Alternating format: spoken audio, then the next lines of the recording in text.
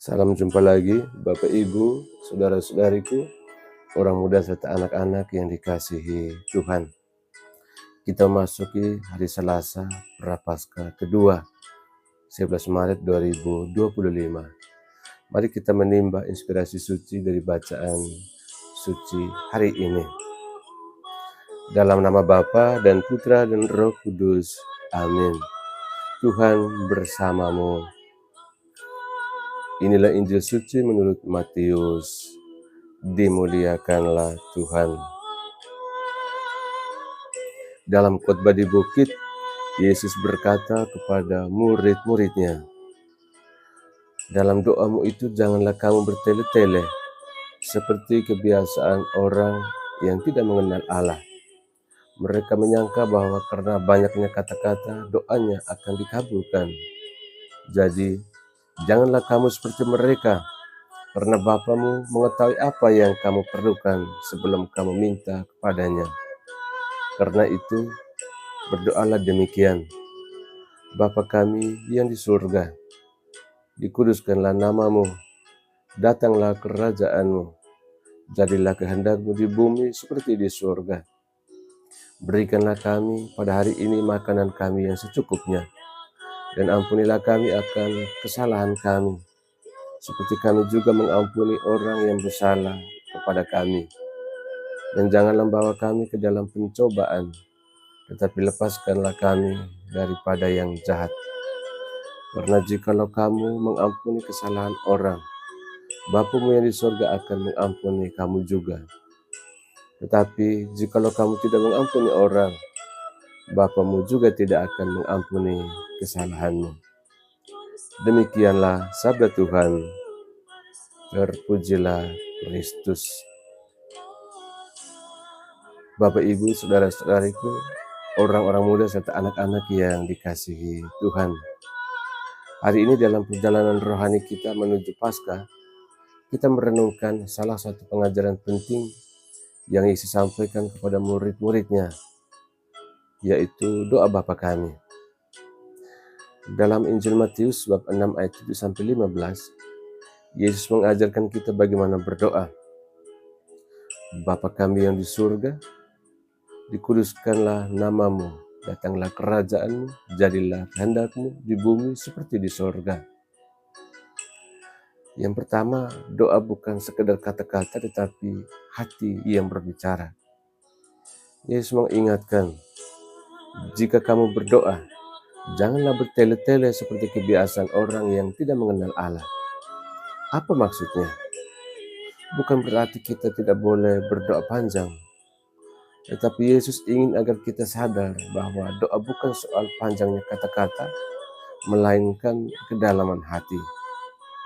Kadang kita bisa saja berdoa panjang tetapi pikiran melayang kemana-mana, atau mengulang doa dengan cepat hanya agar kewajiban berdoa cepat selesai, atau juga menghafal doa tapi lupa meresapi maknanya.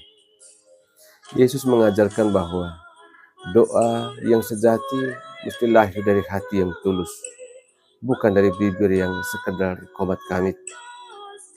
Lalu kita bertanya, ketika kita berdoa, apakah kita sungguh berbicara dengan Tuhan atau hanya mengulang kata-kata tanpa makna?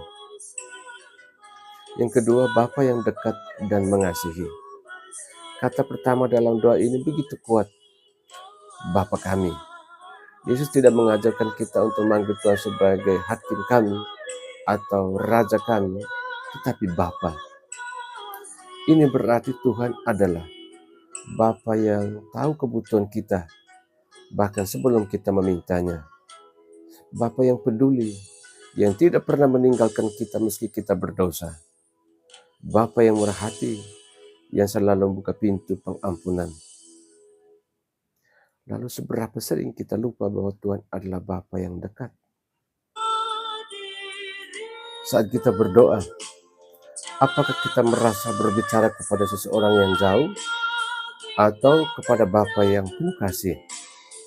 Apakah kita datang kepada Tuhan hanya saat butuh sesuatu, atau kita juga datang sekedar untuk bersyukur dan bercerita?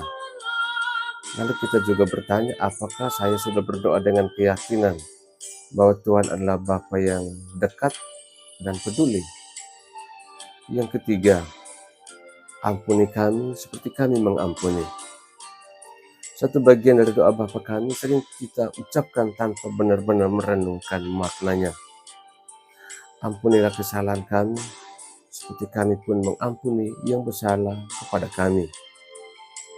Yesus ingin kita sadar bahwa pengampunan dari Tuhan dan pengampunan kepada sesama tidak bisa dipisahkan.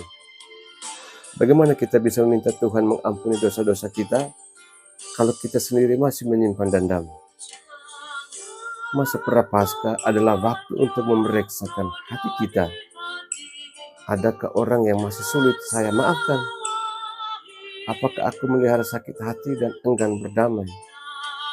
Pengampunan memang tidak mudah, tetapi dengan rahmat Tuhan kita bisa melakukannya. Kita juga bertanya, apakah saya sudah berani mengampuni orang lain sebagaimana saya ingin Tuhan mengampuni diri saya? Yang keempat, firman Tuhan itu seperti hujan yang menyuburkan. Dari dalam bacaan pertama di hari Selasa ini, yaitu dari Yesaya bab 55 ayat 10 sampai 11, mengingatkan bahwa firman Tuhan tidak pernah sia-sia. Seperti hujan yang turun ke bumi dan membuat tanah subur, firman Tuhan juga bekerja dalam hati kita, mengubah, menyegarkan, dan menumbuhkan iman kita. Namun, tanah seperti apa yang kita sediakan untuk menerima hujan ini? Apakah hati kita seperti tanah kering yang keras karena dendam, sehingga firman Tuhan sulit meresap? Atau hati kita seperti tanah subur, siap menerima firman, bertumbuh dan dalam kasih, dan berbuah dalam perbuatan baik?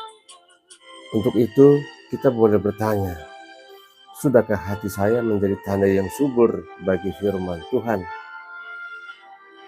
Saudara-saudariku yang dikasihi Tuhan, untuk menghidupi pesan Injil hari ini, mari kita ambil langkah nyata. Pertama, doa dengan hati. Mulai hari ini luangkan waktu berdoa dengan kesadaran penuh, bukan karena kewajiban, tetapi karena kerinduan untuk bertemu Bapa. Yang kedua, ampuni dan damai. Jika ada seseorang yang pernah menyakiti kita, berdoalah, mohon kekuatan agar kita bisa memaafkannya. Yang ketiga, firman dalam tindakan. Setiap hari lakukanlah satu perbuatan baik, sekecil apapun, sebagai buah dari firman yang kita terima. Saudara-saudari terkasih, Yesus hari ini mengajarkan kita tentang doa yang hidup dan iman yang berbuah. Marilah kita masuk lebih dalam ke masa Prapaskah ini dengan hati yang berani mengampuni, tangan yang mau berbuat baik, dan jiwa yang haus akan kasih Bapa. Saat kita mendoakan Bapa kami, semoga setiap kata yang kita ucapkan bukan hanya meluap dari bibir, tetapi juga tertanam di hati dan diwujudkan dalam tindakan kasih. Amin. Tuhan bersamamu. Semoga kita sekalian, semua mereka yang kita kenangkan dalam doa-doa kita, dan usaha-usaha kita senantiasa dilindungi, dibimbing, dan diberkati oleh Allah yang Maha Kuasa, Bapa dan Putra dan Roh Kudus. Amin.